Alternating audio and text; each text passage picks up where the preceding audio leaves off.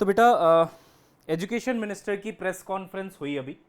और अगर आपने देखा है या नहीं देखा है, मैं आपको थोड़े से टाइम में सारा कुछ बता देता हूँ क्या क्या हुआ और हम क्या एक्सपेक्ट कर सकते हैं। और ये थंबनेल बेटा कोई क्लिकबेट नहीं है ना। आज के प्रेस कॉन्फ्रेंस में ऐसा दिख गया कि अब जो मिनिस्ट्री ऑफ एजुकेशन है, एनटीए है, वो काफ़ी बैकफुट में आ चुका है। उसका एक रीज़न ये भी है कि यूजीसी नेट का भी जो सामने आना और फिर अचानक से उसको कैंसिल कर दिया जाना, इस सब के बाद। तो आइए सबसे पहले देखते हैं कि क्या इंपॉर्टेंट बातें आज हुई बेटा इस प्रेस कॉन्फ्रेंस में और कैसे हम ये बोल सकते हैं कि यार फिर से नीट का एग्जाम सभी बच्चों का हो सकता है। पॉसिबिलिटी ऐसी दिख रही है। अब मैं देखो जजमेंट नहीं दे रहा हूं, बट मैं एक पॉसिबिलिटी बता रहा हूं कि ऐसा हो सकता है। क्यों, देखते हैं। सबसे पहले एक बढ़िया चीज ये हुई कि आज चाय के लिए नहीं बुलाया गया ऊपर किसी को भी, ठीक है। So that is on a lighter note, है ना। नहीं बुलाया गया, पिछली बार बुलाया गया था। एनीवेज, जब शुरुआत हुई बेटा तो आते ही हमारे एजुकेशन मिनिस्टर जी ने बोला कि हमने एक कमेटी बनाई है और वो कमेटी अब एनटीए पे जांच करेगी कि भाई एनटीए ने क्या किया, कैसे किया। और जब कमेटी के लिए पूछा गया कि कौन लोग हैं, तो साफ जवाब नहीं था, बट हाँ बोला गया कि बड़े एजुकेशनलिस्ट हैं, है ना, एकेडमिशियंस हैं, साइकोलॉजिस्ट हैं, इन सब की एक टीम है। और कहीं ना कहीं वो ये कहना चाह रहे थे कि एनटीए की क्रेडिबिलिटी थोड़ी तो अब कम हो गई है। पहले देखो ये मानते नहीं थे, पहले यही बोलते थे कि एनटीए बहुत अच्छा है, 50 लाख 80 लाख बच्चों का एग्जाम लेता है एंड ऑल। बट इस बार थोड़ा सा जो टोन थी वो आप देखेंगे कि बैकफुट पे वो दिखे थे, ठीक है, पहली चीज। दूसरा, उन्होंने बात करी कि जिनके जो भी पकड़े जाएंगे, जो भी लोग पकड़े जाएंगे कि पेपर लीक कराया या जो भी अनफेयर मींस में, उनको पनिश किया जाएगा, वो भी ठीक है। बिहार का इन्होंने अग्री किया कि बिहार पुलिस अच्छा काम कर रही है, वहां से कुछ पकड़ में आया है, उस पर जांच चलेगी और उस जांच के हिसाब से आगे कार्रवाई होगी। लेकिन अगर आपको याद होगा बेटा, तो एनटीए के एक ऑफिशियल का वीडियो आया था, और मतलब वीडियो तो नहीं आया था, कुछ टीचर्स वहां पे गए थे और ऑफिशियल ने साफ मना कर दिया था कि कोई पेपर लीक की खबर हमारे पास नहीं आई है बिहार से या कहीं से भी। बट बाद में फिर एक एफएक्यू आया, वहां पे मान गए थे कि हाँ बिहार में हुआ है, गोधरा में हुआ है और हम पूरा सपोर्ट कर रहे हैं उनको। बट फिर ये भी आया था कि आप सपोर्ट नहीं कर रहे हो।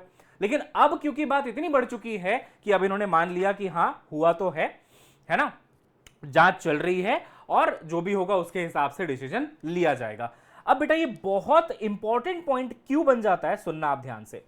यूजीसी नेट कल ही कैंसिल हुआ है क्योंकि डार्क वेब पे इन्होंने बताया कि पेपर देखा गया और पेपर का जब मिलान किया गया तो पाया गया कि जो वो पेपर था डार्क नेट पे, डार्क वेब पे, वही पेपर यूजीसी नेट का भी था। और वो तुरंत आनंद फानंद में डिसीजन लिया गया कि भाई इसको कैंसिल करो। पता चला ये भी बड़ा मुद्दा बन जाए, है ना, इस पे भी वीडियोस बन जाए, है ना, इसके खिलाफ भी मोर्चे खुल जाएं और लोग कोर्ट में चले जाएं, तो एनटीए की ज्यादा बेइज्जती होगी। इसलिए पहले ही इन्होंने इसको कैंसिल कर दिया तुरंत। इतना जल्दी एक्शन। बेटा ये नीट का ही इफेक्ट है, क्योंकि ये नीट का जो पूरा मूवमेंट चला था ना, उसी का इफेक्ट लग रहा है। क्योंकि यार देखो पटना में भी तो हुआ था कि पेपर मिल गया था और ये भी खबर आई थी कि मिलान कर रहे हैं हम लोग। तो आपने यूजीसी नेट का मिलान आपने कुछ घंटों में कर लिया, लेकिन जो पटना पेपर लीक हुआ था उसका मिलान अभी तक नहीं हो पाया है। तो ऑब्वियसली नीट में दबाने की कोशिश की जा रही थी चीजों को, लेकिन इतना स्ट्रांग मूवमेंट, बच्चों का इतना गुस्सा और ये सब देखा उन्होंने कि यूजीसी नेट में एटलीस्ट इन्होंने तुरंत जो है इसको कैंसिल किया, है ना, ये आपने तुरंत कैंसिल कर दिया, ठीक है। अब इस बार आपने बातों में थोड़ी सिंपैथी भी देखी होगी। पहले तो देखो ये बोलते थे कि विपक्ष बेकार में मुद्दा ढूंढ रहा है ना। चलो मैं पॉलिटिक्स पे नहीं जाना चाहता, बट मैं आपको एक सीरीज ऑफ इवेंट्स बता रहा हूं कि ये कहते थे कि विपक्ष बेकार है, मुद्दा ढूंढ रहा है, हमको है ना परेशान कर रहा है, ये वो। आज वो उसी विपक्ष को बोल रहे हैं कि क्योंकि अब तो प्रूफ हो चुका है कि भाई हुआ है गड़बड़, अब वो बोल रहे हैं कि इस पे पॉलिटिक्स ना की जाए। तो देखो टोन चेंज हो रहा है, है ना। पहले कुछ और था, अब कुछ और हो रहा है। तो जैसे जैसे बेटा परतें खुलती जाएंगी, जैसे जैसे सच्चाई सामने आती जाएगी, और सबसे इंपॉर्टेंट जैसे इस जांच का एंड पहुंचेगा धीरे धीरे, मुझे ऐसा लग रहा है बेटा कि अब देखो इतने मास लेवल पे चीजें तो हुई हैं, दिख रहा है, हमें दिख रहा है, पुलिस की एफआईआर हमने देखी, सब कुछ हमने देख लिया बेटा।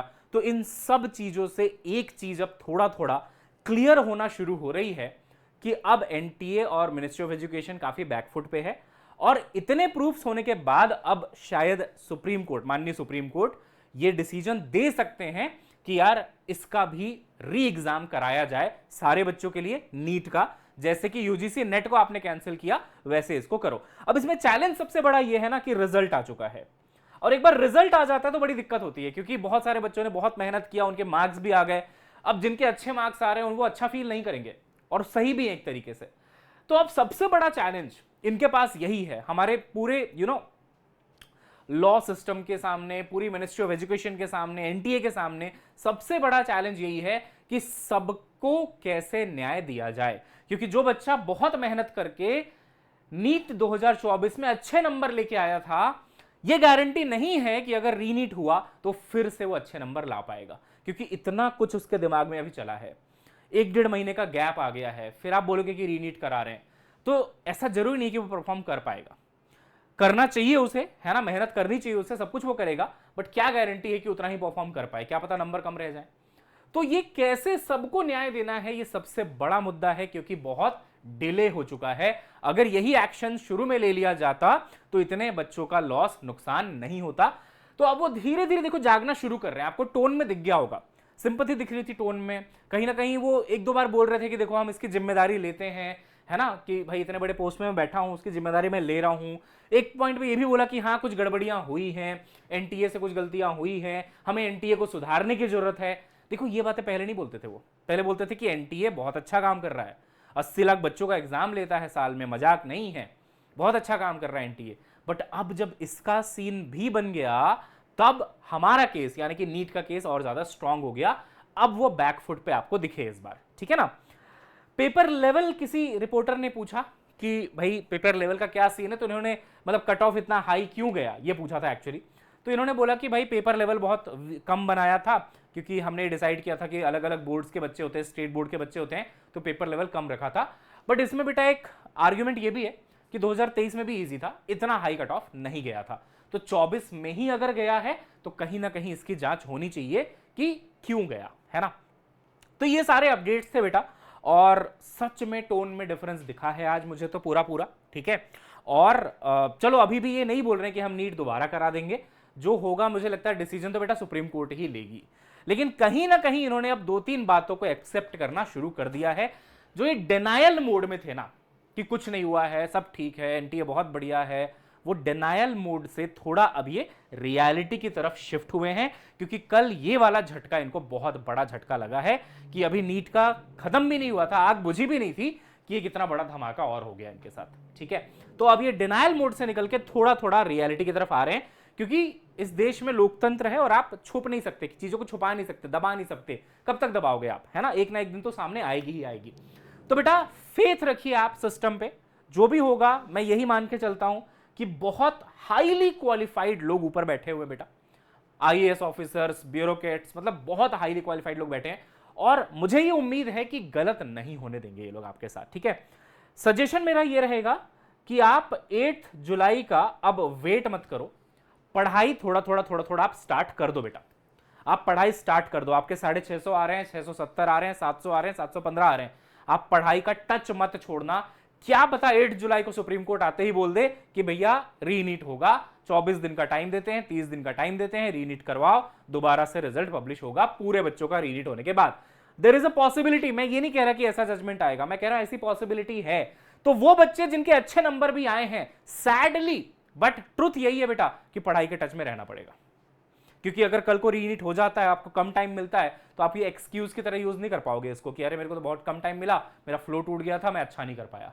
क्योंकि जितने भी ये इवेंट्स हैं बेटा, ये सभी के सभी इवेंट्स इसी तरफ इशारा कर रहे हैं कि अब ये लोग बैकफुट में हैं, और अगर पुख्ता सबूत आ गए, जो कि आते हुए दिख रहे हैं, आपको पता है ना, आज ही अक्यूज्ड ने अपना कबूलनामा दे दिया है, उसने एक्सेप्ट कर लिया है ना, कि भाई हुआ था, मैंने पेपर लीक कराया था।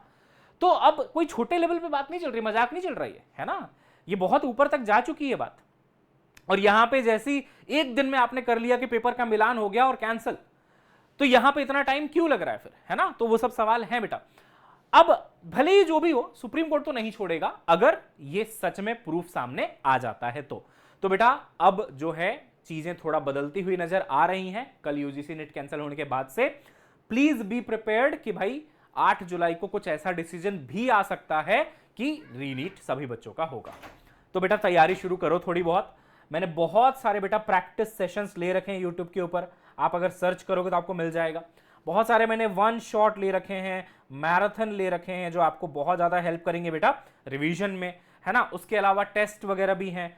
अगर आपको हमसे कोई मदद भी चाहिए, आप कहते हो कि सर प्रैक्टिस करा दो, सर कोई रिवीजन क्लासेस ले लो, 8 जुलाई के पहले पहले ही सिलेबस कराने की कोशिश करो एक बार, तो वो भी हम बेटा कंसीडर करेंगे। Do let us know in the comment आप क्या चाहते हैं, ठीक है। तो बेटा यही था आज का डेवलपमेंट, ठीक है। अब ठीक है यार, अब इस सेशन को यहाँ पे एंड करते हैं।